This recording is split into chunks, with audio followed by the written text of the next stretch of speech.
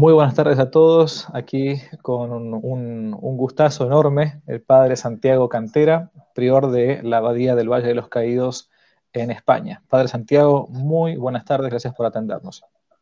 Muy buenas tardes, padre Javier. Muchas gracias por todo. Bueno, es un placer enorme. Con el padre Santiago nos conocemos ya hace algunos años por algunas visitas allí por España y hacía tiempo que quería tenerlo aquí en el programa para el canal de Que No Te La Cuenten. Por las dudas, el padre Santiago es un sacerdote benedictino, pero antes tiene un pasado, como todos nosotros.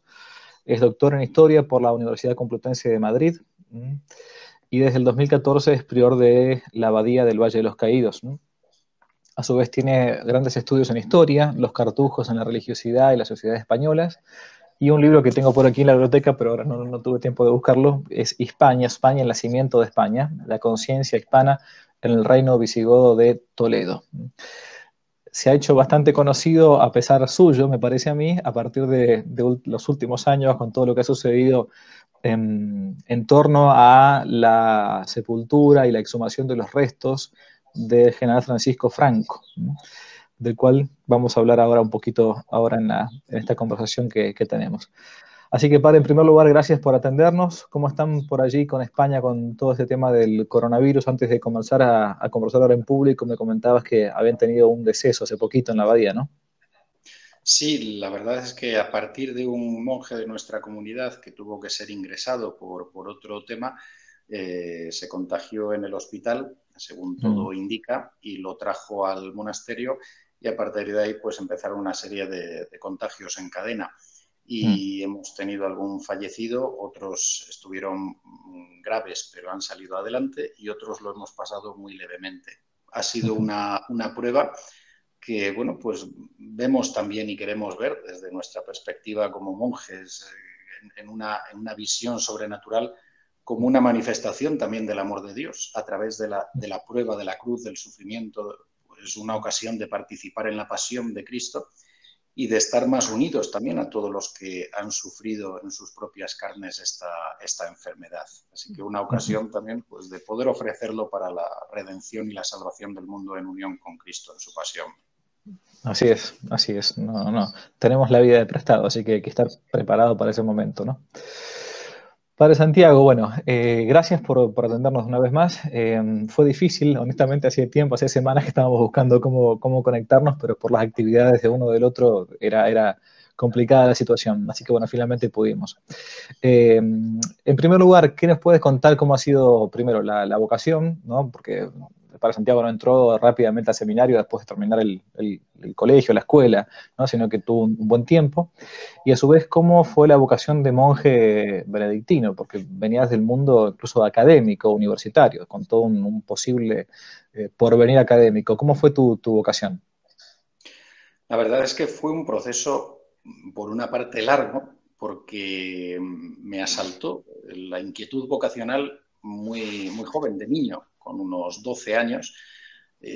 Conocí a un monje cisterciense, conocí a los monjes benedictinos, de la que ha sido mi abadía finalmente. Me empecé a interesar por la vida monástica, mi padre me hablaba de ella. Y bueno, pues con esas inquietudes, lo que podía ser el interés que suscitaba en un niño y unos primeros deseos de entregar mi vida a Dios. Con los años eso fue madurando, fue hacia un conocimiento mayor, pero cuando, bueno, con mis muchas dudas, pasé mi edad del pavo también, como decimos en España, bastante pronto Aquí también, con también. 12, 13 años, y con las chicas y tal. Y bueno, pues a los 18 años me volvió a rebrotar aquello, pero como no estaba claro, mis padres me recomendaron entonces hacer una carrera, unos estudios universitarios. Hice la carrera de Geografía e Historia.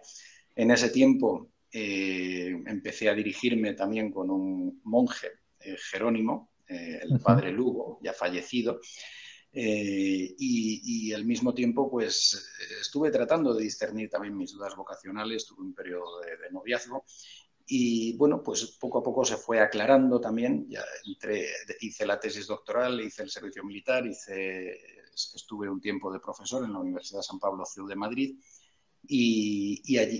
Bueno, pues a partir de unos ejercicios espirituales de mes, los ejercicios ignacianos, para terminar de discernir pues esas dudas e inquietudes que llevaba tanto tiempo, vi una llamada clarísima de Dios a la vida monástica, a dejarlo todo en un momento en el que ciertamente lo tenía todo lo que podía desear. Había conseguido un trabajo fijo en la universidad, estaba muy contento con los alumnos y las clases, estaba disfrutando además de enseñar historia, pero había una llamada que yo veía muy fuerte a una entrega total de mi vida a Dios, a través de la oración, del silencio, de la soledad, de una vida monástica, escondida con Cristo en Dios, donde además en aquellos ejercicios vi una inclinación muy clara a la reparación y al desagravio, a poder ofrecer a Dios mi vida por todos aquellos que no le aman, que le desprecian, en reparación por los pecados de los hombres y por los míos mismos, y para que a través de mi entrega a Él pudiera subir hacia Él el amor de los que le aman y reparar el amor de los que no le aman, y al mismo tiempo que a través de mi alma, pues de mi pobre alma, pues Dios también derramase su amor sobre todos los hombres. Tuve una duda final con la cartuja, porque fue sobre la que hice la tesis doctoral, pero finalmente me incliné a los benedictinos, que ya los venía conociendo de mucho tiempo atrás, y porque en esa vida monástica, al mismo tiempo de la orden benedictina, se podía complementar con una cierta actividad de apostolado exterior, a través de la pluma, a través de la predicación, es decir, combinar una vida contemplativa con un cierto apostolado. Entre todas estas cosas, creo que también estuviste incursionando por el ámbito político, ¿puede ser? No, al menos eso se lee por internet. Sí, la verdad es que en el ámbito político incursioné poquito, o sea, fue un poco más simpatizar y, bueno, pues en algunas elecciones fui efectivamente con alguna candidatura, aunque sí que tenía un interés muy grande por toda la cuestión del pensamiento político. Y sí que tuve una vinculación mayor con asociaciones universitarias, incluso una que fundé con algunos compañeros, la Asociación Cultural de Estudios Hispánicos y Sociales, ACEIS, se llamaba, en la Universidad Complutense de Madrid, en mi Facultad de Geografía e Historia, y en la que incluso en el terreno de las elecciones universitarias tuvimos un notable éxito. En el terreno político, la verdad es que estuve un poquito vinculado, el terreno político y sindical, pero fue sobre todo más en el del asociacionismo universitario, fundamentalmente. Está bien, es una, como le llamaba Aristóteles, la gran moral, ¿no? La política, cuando es buena y cuando tiene no solamente buenos fines, sino también buenos principios, ¿no? Muy bien, y la huida al mundo, porque esto finalmente es la vocación puntualmente de un benedictino, en general de un consagrado, ¿no? Alguna vez escuché decir por ahí que San Benito estrictamente no intentó fundar una orden religiosa, sino más bien reformar las costumbres simplemente. Hace un par de años algunos han planteado incluso que hasta que es necesario volver a esa espiritualidad de San Benito, ¿no? Para poder restaurar la espiritualidad católica, incluso una especie de espiritualidad benedictina en la casa, en la familia. ¿Qué significa todo esto de tener o intentar llevar una espiritualidad a los San Benitos, ¿no? Eso significa huir del mundo, hacerse una especie de menonita. ¿Cómo uno puede conjugar fuera del ámbito de un monje puntualmente que sí intenta hacerlo por completo? ¿Cómo uno puede ser discípulo de San Benito hoy por hoy en el mundo, a partir de toda la experiencia que tiene su espiritualidad? Esencialmente, la guía, lo que nos enseña San Benito y la estela que nos ha dejado es ante todo la búsqueda de Dios por encima de todo, el querere deum, lo que incidía el Papa Benedicto XVI al hablar de San Benito, por el que tomó el nombre además del Papa Benedicto XV, de cara a un replanteamiento de la recristianización de Europa.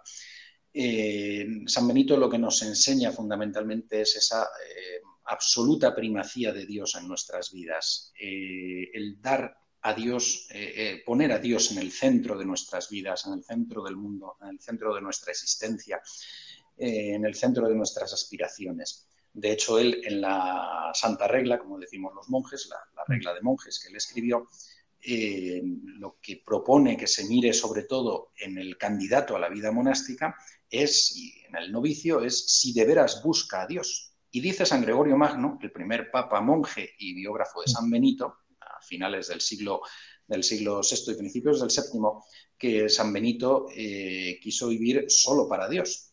Entonces, este es el camino que nos marca y nos enseña el cómo. El cómo es a través del seguimiento de Cristo. Nos dice en la regla, nada se anteponga a Cristo, nada absolutamente antepongan a Cristo, nada antepongan al amor de Cristo. Cristo, el Dios humanado, como diría Santa Teresa, el Verbo encarnado, es quien nos muestra el camino para descubrir el misterio del hombre, porque en él vemos al hombre perfecto, hecho, además, el modelo que Dios ha querido para el hombre y el modo de volver hacia Dios, quien nos ha redimido del pecado y por la acción también del Espíritu Santo en nuestras almas. Y San Benito nos ofrece una espiritualidad centrada en esto realmente, en esa búsqueda de Dios, en esa imitación y seguimiento de Cristo, bajo la guía también del Espíritu Santo. ¿Cómo vivirlo, cómo poder vivirlo en el mundo? Bueno, pues hay varias modalidades, ¿no? San Benito nos enseña también la unión de la oración y del trabajo, con la santificación del trabajo ordinario, con la puesta de Dios en el centro de todas nuestras aspiraciones. Y es una regla además muy humana, digamos, pues, abierta para personas de carácter muy diverso. Por eso que se llama la discreción, la moderación. Esa regla cristocéntrica es al mismo tiempo muy humana. Y San Benito nos da un modelo de organización, de vida comunitaria, de vida social, de vida cenobítica, de vida en comunidad. Bueno, pues la forma en que se puede vivir en el mundo esta espiritualidad es sobre todo buscando ante todo a Dios por medio de la alabanza de Dios, puede ser por el rezo de algunas o de todas las horas del oficio divino, la centralidad de la Santa Misa, puede ser por medio de la santificación del trabajo de cada día, cada uno del suyo, puede ser por la... Hoy, quizá los libros más recientes que han tratado esto, Rodreger y John Senior, van en la línea también de una recuperación del ideal cristiano y de la formación de comunidades cristianas, bueno, cada uno con sus matices, cada uno de los libros, ¿no? Es cierto que la regla de San Benito ofrece unos modelos de organización que pueden ser válidos para el día de hoy. De hecho, a San Benito, incluso hay quienes lo estudian, como la regla de San Benito como modelo para formación de líderes y formación de comunidades, incluso en aspectos económicos y culturales, ¿no?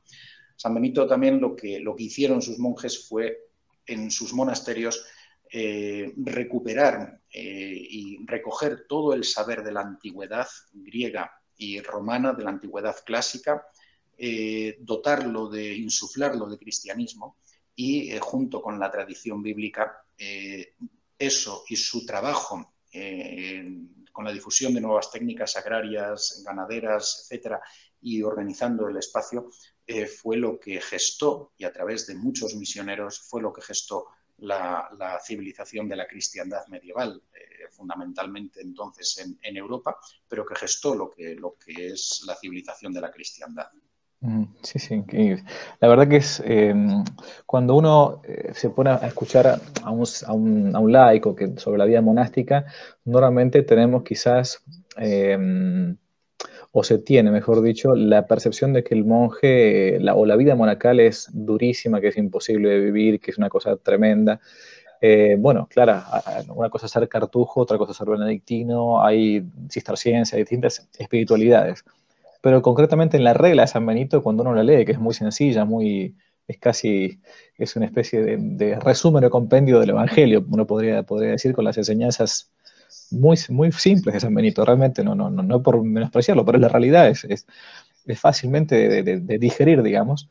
Se da cuenta que hasta uno en el mundo puede vivir esa espiritualidad perfectamente. Por eso ha tenido tantísimas, no solamente vocaciones a la vida monacal, sino también incluso gente como agregada o que continúa con eso, que es una de las órdenes que, aunque San Benito dicen no haya querido fundar una concreta orden, pero es la reforma de nuestra vida, de las propias costumbres, ¿no? Así que vale la pena. Y también lo que decía recién el padre Santiago, lo de la posibilidad de no solamente la lectura pausada, meditada, la lección divina de la Escritura, a veces nos dicen los católicos que no conocemos la Escritura y tienen cierta razón, sino también lo de la liturgia de las horas, el oficio divino, ¿no?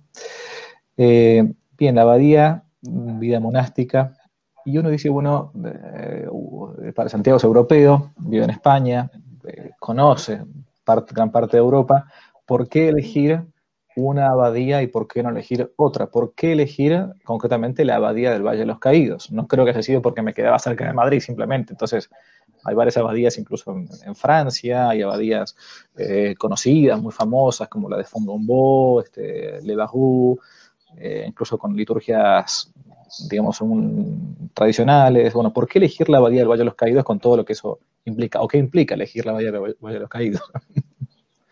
Bueno, en mi caso personal, en cierto modo fue ya un conocimiento de muchos años y el contacto con alguno de los monjes de la abadía y el conocer aquí directamente la vida benedictina en esa dimensión que decía antes, ¿no? Monástica, y además con una vertiente también abierta al estudio y al apostolado externo. Con el cuidado rico de una liturgia bien cuidada, entre otras cosas con la existencia de una escolanía de niños cantores que cantan diariamente gregoriano y además en los días de solemnidad también polifonía, y que es lo que les ha dado fama internacional. Además, al estar formados en la tradición del canto gregoriano, tal como según la tradición monástica y según lo ha ido recuperando la congregación de Solesmes a la que pertenecemos. Pero la abadía del Valle de los Caídos además tiene pues otros signos añadidos, ¿no? Tiene una misión de intercesión especial por la paz en España, extensible a orar por la paz en el mundo, y una dimensión orientada a la reconciliación entre los dos bandos, nacional y republicano, enfrentados en la Guerra Española de 1936 al 39. Orando Correcto. por las almas. Quizás algunos que nos están escuchando de España esto lo tienen súper claro, pero para los que nos están escuchando de Hispanoamérica, quizás no saben puntualmente qué es. Yo después intenté poner alguna imagen sobre la abadía. Así, si uno tuviera que resumirle en un minuto, ¿qué es la abadía del Valle de los Caídos para alguien que no la conoce? Efectivamente, en España mismo hay muchos que tampoco conocen esta dimensión real, profunda y verdadera del Valle de los Caídos y de la abadía. Es una dimensión de hermanamiento, de reconciliación bajo la cruz, porque Cristo nos ha reconciliado con el Padre y Él mismo desde la cruz nos ha enseñado el perdón a los verdugos y a llevar en el último momento al cielo al buen ladrón.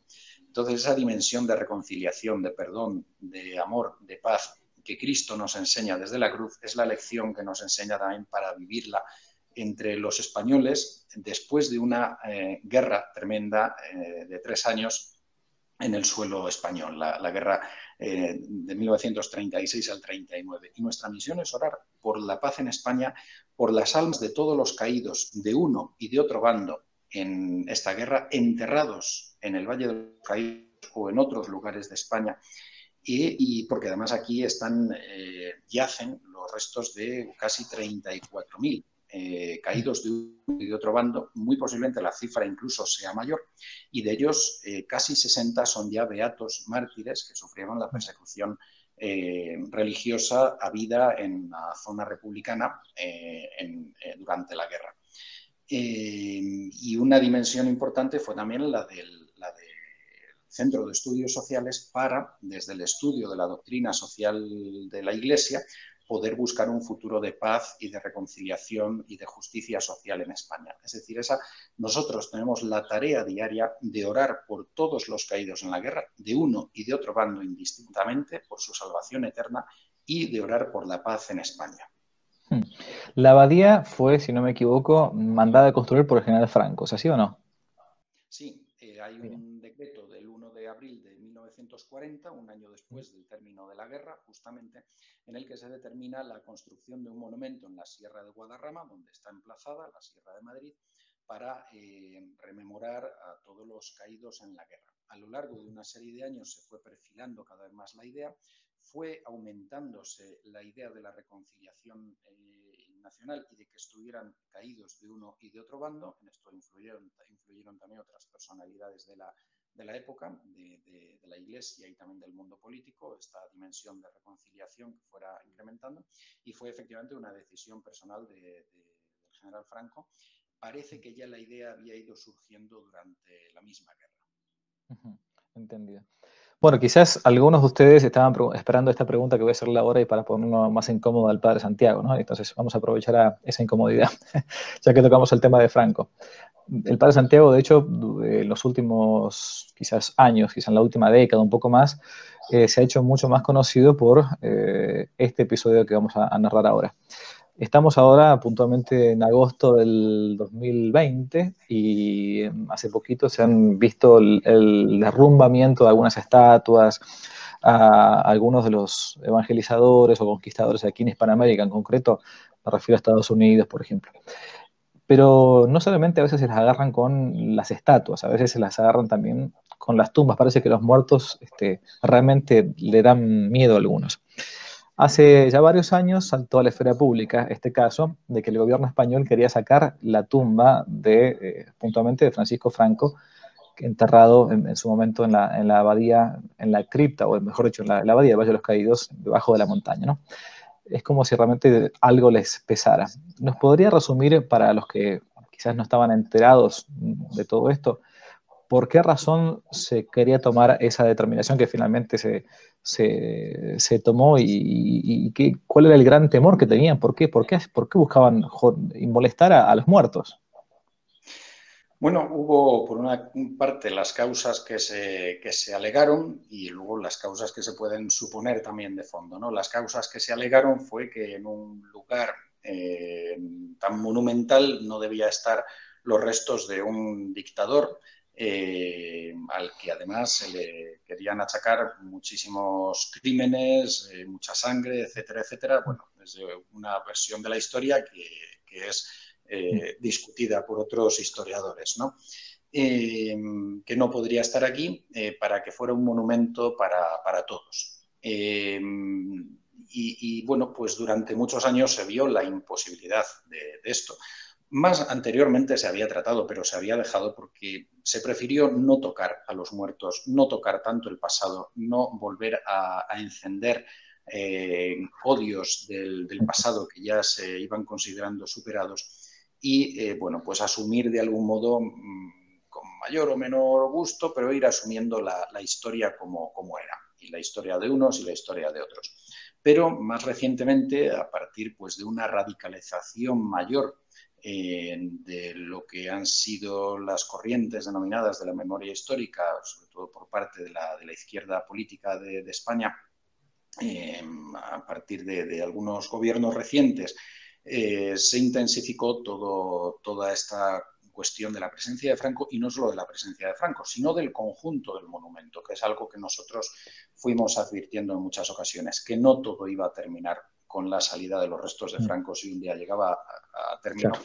sino que se tendría el objetivo en la cruz, como de hecho ya se ha planteado. En la salida de la comunidad benedictina, la resignificación que se dice del monumento, que es su desacralización y descristianización, y incluso la voladura de la cruz, tal como han propuesto algunas de las posturas más radicales.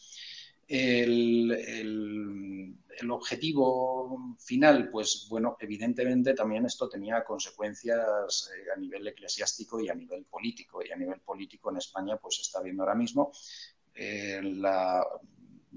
la deslegitimación del régimen de Franco conllevaba la deslegitimación de la monarquía reinstaurada por Franco en los Borbones, en la dinastía borbónica, y consecuentemente también la deslegitimación del régimen del actual, en el que todavía está España, no sé por cuánto tiempo, de 1978.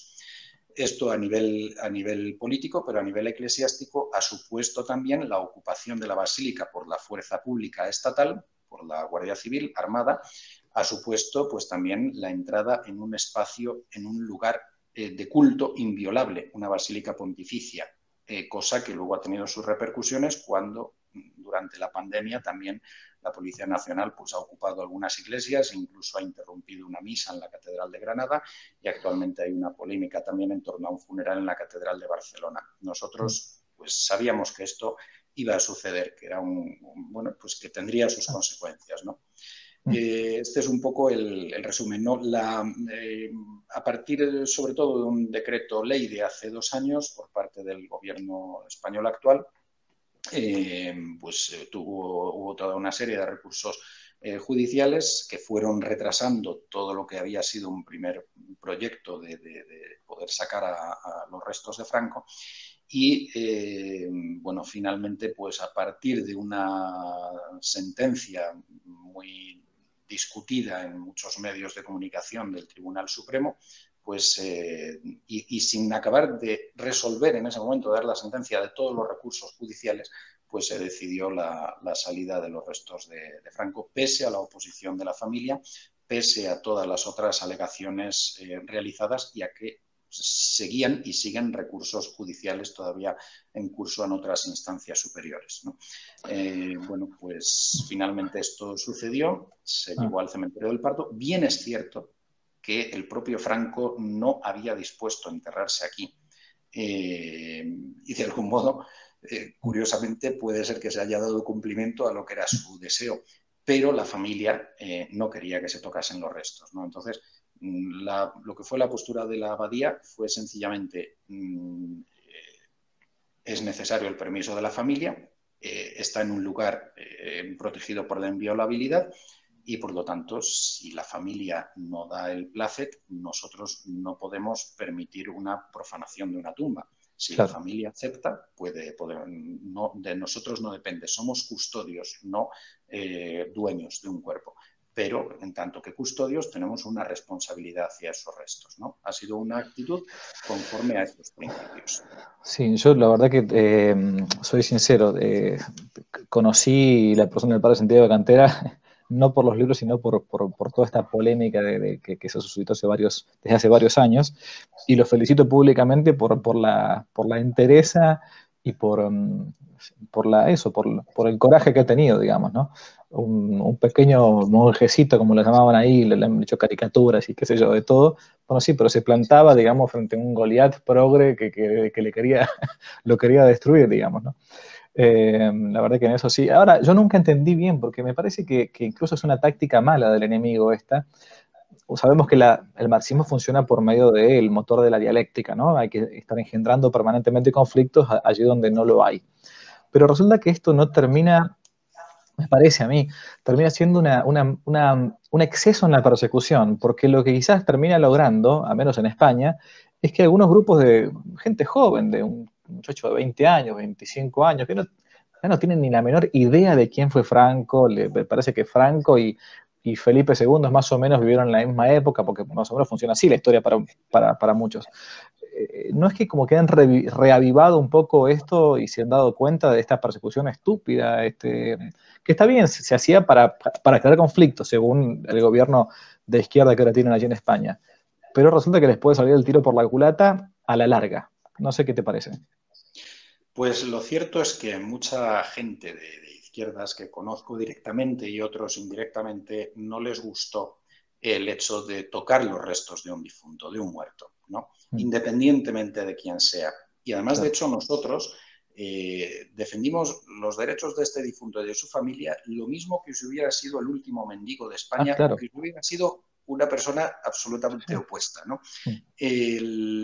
La realidad es esa. Entonces, no dio realmente rédito político a la decisión gubernamental y, de hecho, se vio en las siguientes elecciones al poco tiempo de la exhumación. Es decir, no dio votos al partido que había realizado esto, e incluso hubo críticas dentro de los que luego han sido o eran ya entonces de algún modo aliados suyos.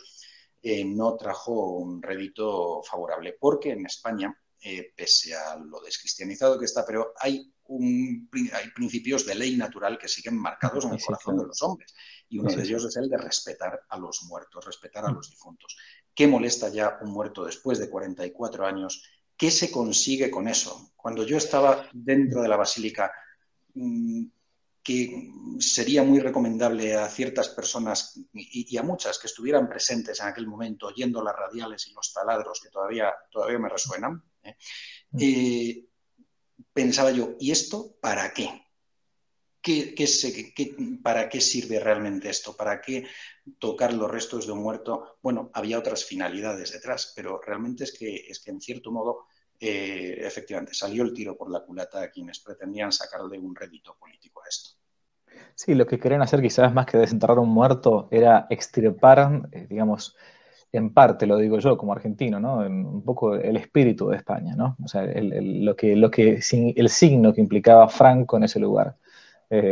Porque guste o no guste, y me hago cargo de esto completamente, Franco, claro que esto no lo dice en España y puede ser políticamente incorrectérrimo, digamos, ¿no?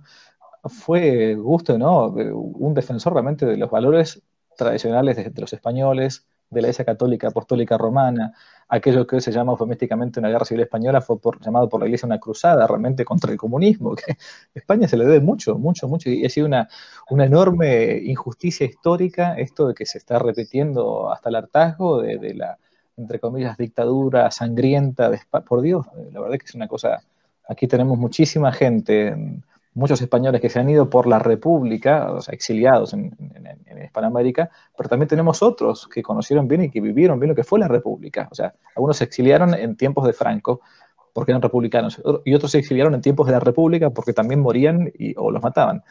Entonces, bueno, a mi juicio era querer desenterrar y para enterrar en otro lugar un poco lo que Franco significaba para España. A Bueno, caballo de esto, sí, diga. sí, sí. No, perdón. Iba a decir, a nosotros en todo este periodo nos llegaron muchos testimonios y muchos correos, muchas cartas y muchas llamadas de muchas personas mostrando su disconformidad con lo que se estaba haciendo y apoyando a la abadía. Y muchos de estos testimonios eran de personas del este de Europa, cristianos católicos y ortodoxos, en Claro. unos casos católicos, en otros casos ortodoxos, de Rusia, de Ucrania, de Lituania, de Polonia, de Rumanía y de otros países del este, de la República Checa, por ejemplo, y de otros más, diciendo, no entendemos por qué se hace esto en España, no entendemos por qué los españoles tratan así a Franco. Eso era lo que nos decían, yo no digo más que eso. Bueno, a caballo de justamente esto último, una pregunta que siempre, al menos yo me he hecho hace muchísimo tiempo, y muchos que no son españoles también se hacen, es ¿por qué si España tiene todo ese pasado realmente heroico? Uno cuando piensa en un español, ¿no? Hay que pensar que la patria no son estos tipos que están gobernando ahora, sino que es todo lo que implica, ¿no? España puntualmente. ¿Cómo si España tuvo un pasado heroico? Incluso un pasado heroico contra el comunismo en el siglo XX. ¿Y cómo si después de tantas décadas de gobierno del franquismo, cómo sucedió que en tan poco tiempo, ¿no?, sucumbió ante todos los errores del progresismo, de la izquierda, siendo hoy en día casi uno de los países de Europa que más como que reniega de esa fe ancestral? Yo me he paseado en gran parte de Europa con sotana, así como estoy acá. Ustedes me ven todos los días. El único lugar que alguna vez recibí algún insulto y me fui a poner la cara al tipo que me insultó fue en España. O sea, cómo se entiende esto de que después de tanto tiempo de franquismo, tan rápidamente España pareció como, o sea, desplomarse? España, por una parte, sobre todo desde la penetración, ya en parte de algunas de las corrientes ilustradas en el siglo XVIII, pero sobre todo a partir de la penetración de los principios liberales con la invasión napoleónica de 1808, se gesta en gran medida una división entre lo que luego se ha llamado a veces, con mayor o menor acierto, las dos Españas, ¿no? La penetración de las ideas liberales y de toda una serie de ideas que vienen de fuera, vinculadas a ideologías ajenas a los principios cristianos o que en cierto modo beben de ellos, pero los reestructuran en una línea absolutamente secularizante, y lo que ha sido pues toda la población española que ha defendido los principios de la tradición española.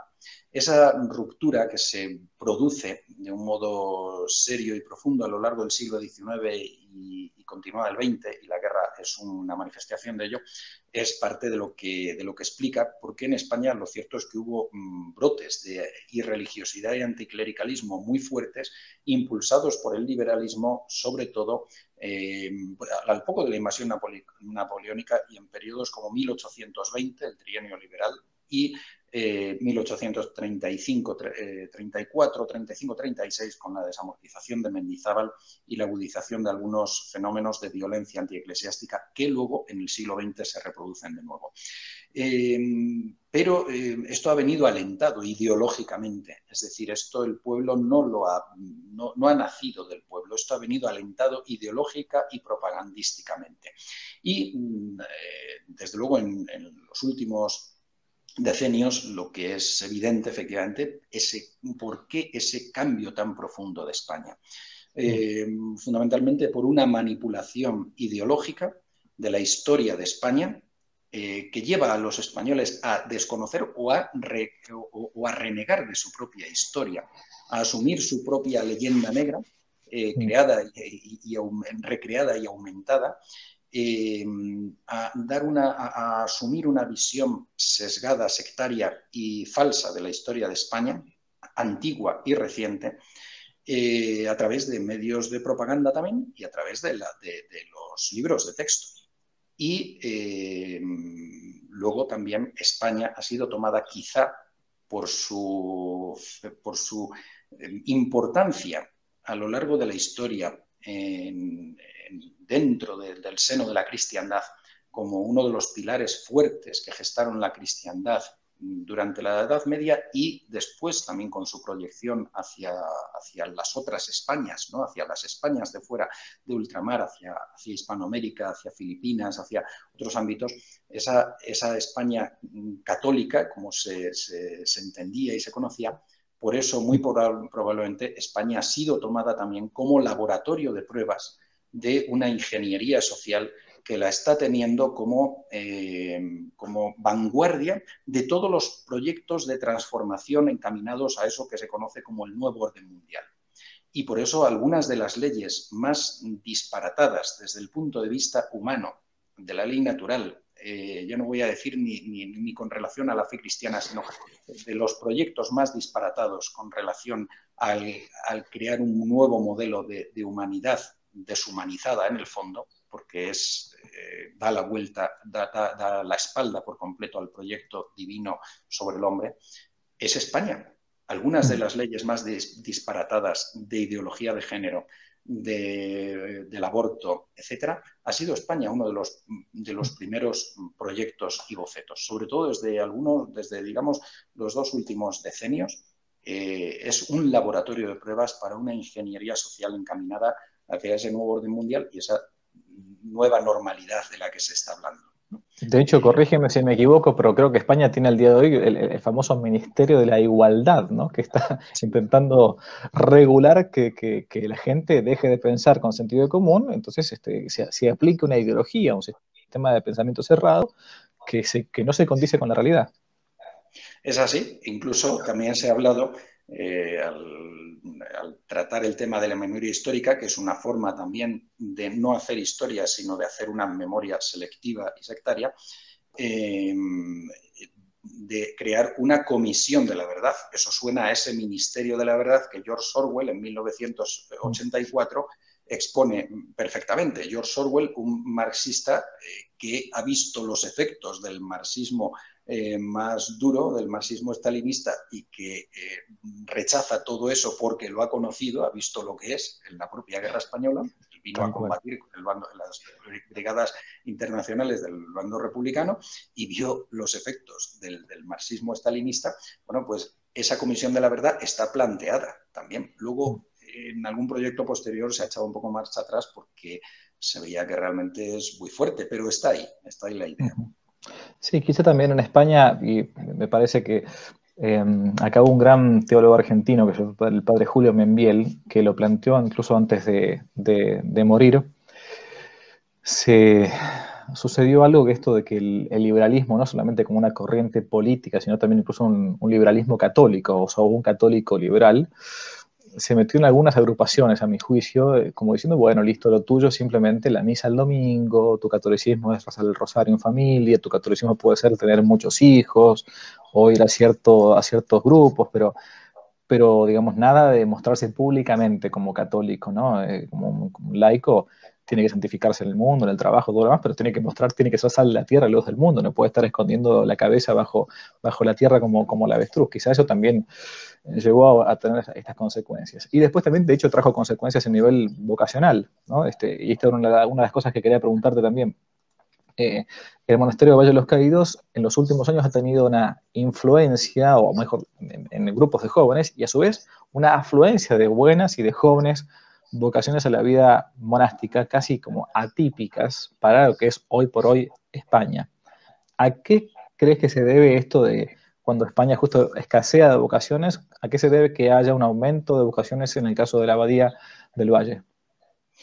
Pues ante todo, perdón, ante todo creo que es una bendición de Dios, ¿no? Porque no vemos una causa humana que lo explique suficientemente. Creemos que es una bendición de Dios y quizá también pues por haber tratado de ser fieles en la medida de nuestras limitaciones a en medio de tantas tribulaciones como nos han ido tocando, ¿no? Pues todos estos episodios venidos de la política que son ajenos a lo que es el deseo de nuestra vida, de nuestra centralidad en Dios, el sufrir ahora mismo también pues la epidemia, la pandemia del coronavirus. Les hacían propaganda. Perdón. Les hacían propaganda. Eso es, eso es. Entonces, bueno, pues lo vemos sobre todo como una bendición de Dios, también pues a ese intento por nuestra parte, con nuestras limitaciones y nuestras faltas, a mantener esa fidelidad en medio de la tribulación, en medio de la prueba, en medio de la cruz, ¿no? Dios bendice a aquel que sufre la cruz y nos está bendiciendo con estas vocaciones buenas, jóvenes, sanas. Y muchos jóvenes, efectivamente, grupos de jóvenes de España y de Argentina mismo, ¿no? que ha traído el padre Javier Olivera, entre otros, aquí que vienen y se entusiasman con esto. También, ¿por qué? ¿Qué ven? Pues yo creo que ven un intento de autenticidad de vida, de fidelidad, de lealtad, de no doblegarse a lo que este mundo, a lo que el mundo de hoy nos quiere imponer, sino de creer en la verdad y de un intento de ser fieles a la verdad de Cristo y ser fieles en todo lo mejor posible a los deseos de nuestro Santo Padre Benito, ¿no? Bueno, pues creo que responde a esto realmente, ¿no? Desde el punto, ya digo, sobre todo una bendición de Dios. Y en el ámbito de los jóvenes, muchos que nos lo dicen es esto. Dicen, pues es que valoramos porque ciertamente es asombroso que en medio de momentos tan duros hayan estado afluyendo jóvenes vocaciones a nuestra abadía, cuando lo más normal desde un punto de vista meramente humano es decir, yo allí no voy, aquello es un montón de problemas, aquello voy a sufrir, voy a un sitio más tranquilo. No, pues vienen aquí y dicen porque lo que quieren es seguir a Cristo también en el camino de la cruz y ven pues un deseo de verdad y de fidelidad y de autenticidad, ya digo, con todas nuestras limitaciones, sí, claro, con todas nuestras miserias, pero ese deseo de santidad, ese deseo de luchar por ser santos, que de esto no se habla hoy muchas veces, tristemente, en ambientes católicos, el deseo de ser santos, que es la meta del cristiano, a los ojos de Dios, pues es lo que vienen buscando y lo que nosotros, con nuestras limitaciones y pecados y faltas, pues intentamos conseguir. Sí, la verdad que, repito lo de antes, creo que les han hecho indirectamente, sin saberlo, una enorme propaganda, que quizás, porque también Dios escribe derecho en renglones torcidos, como dice San Pablo, ¿no? Entonces también a veces el tiro puede salir por la culata. Y respecto de esto último, en concreto, la pregunta es, acá también en Hispanoamérica nos ha pasado que hay seminarios o monasterios que no viven bien su regla o la vida de seminarios, ya sea un seminario diocesano. Entonces, muchos jóvenes exigen o piden, mejor dicho, cuando van a ingresar, algo más radical, porque uno está dejando todo, digamos, ¿no? No estoy simplemente, no voy a dejar el mundo para ir a un lugar más o menos igual, bueno, donde se habla igual que hablaba antes, me visto igual que me vestía antes, hago lo mismo que hablaba, que hacía antes. Entonces, buscan un poco de esto. ¿Por qué le parece que un joven que se está planteando la vocación, por ejemplo, benedictina, se siente más atraído por el gregoriano, como parece que es algo antiquísimo, o usar el hábito, ¿no? Cuando hace calor, o decir, bueno, usar una liturgia bien cuidada, ya sea una liturgia tradicional o no sordo, pero bien dignamente celebrada? ¿Por qué busca un joven eso y no lo más, digamos, por qué se sube a un Titanic, digamos? Bueno, pues yo creo que por ese deseo de autenticidad, ¿no? Hay hoy en buena medida el deseo de una buena liturgia, bien cuidada, el deseo de la belleza del gregoriano, la fidelidad al hábito como signo externo de consagración, que no siendo lo central tiene más importancia de lo que parece y ayuda. Totalmente, Y en España se dice el hábito no hace al monje, y es verdad, pero ayuda y contribuye a que totalmente. se mantenga como monje, a que recuerde lo que es, bueno, el gregoriano con la belleza singular que tiene, que está construido sobre la palabra de Dios, sobre la mayor parte, un altísimo porcentaje, está construido por autores anónimos sobre textos de la Sagrada Escritura para meditarla, rumiarla y elevar un canto a Dios. Todo esto atrae a los jóvenes, en gran medida porque se ha perdido el sentido del misterio. Y muchas veces la forma en que se celebra habitualmente la liturgia ha dejado de ser la celebración del misterio, ha dejado de ser una relación entre Dios y el hombre en la que el hombre busca el auxilio divino, darle gracias, rendirle culto, pedirle aquello que necesita. Y esa liturgia en la que tiene, como viven los cristianos orientales, tanto católicos como ortodoxos, como otras ramas, que es esa idea del cielo en la tierra, que es la liturgia, ¿no? Con un canto nacido de la tradición, no inventado hace 2 días, sino con un sentido profundo del misterio. El sentido del misterio, el sentido de la presencia de Dios y de que ante Dios no podemos estar pues reunidos en una fiesta meramente humana. Esas liturgias del banquete, entendido el banquete en lo más bajo, quiero decir, ¿no? Los santos padres hablaban también del banquete eucarístico, pero en lo más elevado, ¿no? Pero esa liturgia de Jesús celebra una fiesta con sus amigos, eso no atrae, al final no atrae, puede atraer en un primer momento, pero a los jóvenes eso no les llena. A los jóvenes lo que les llena es buscar lo auténtico y buscar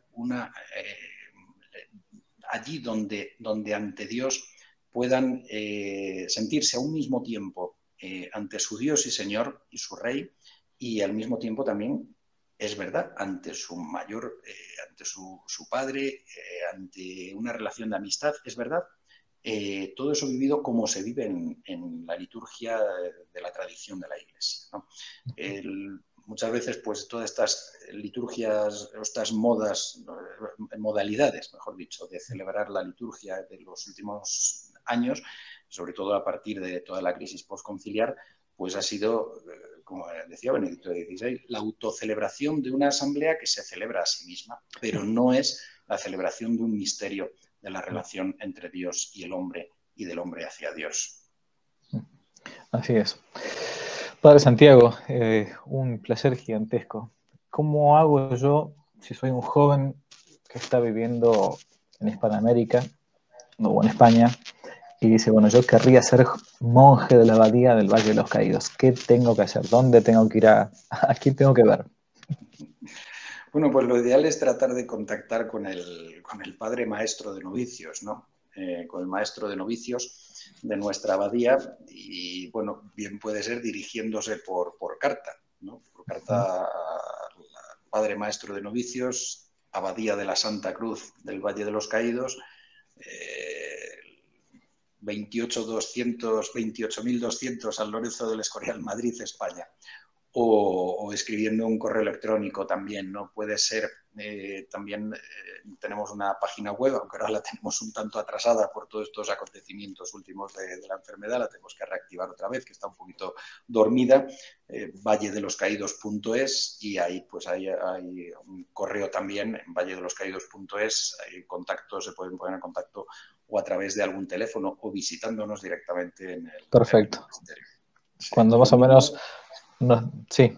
Sí, no, lo mismo que para niños que quieran acceder a la escolanía, claro, ¿no? A la escolanía de niños cantores, que ya digo que es un privilegio realmente formarse en el ambiente natural de estas montañas y sobrenatural de vivir en la liturgia benedictina, el cultivo de la vida sacramental y una enseñanza que es prácticamente personalizada, con clases de poquitos alumnos, con oportunidades para los niños de viajar a muchos países donde pueden cantar, ¿no? que es uno de los atractivos que tienen, pues es lo mismo, dirigirse a las mismas direcciones.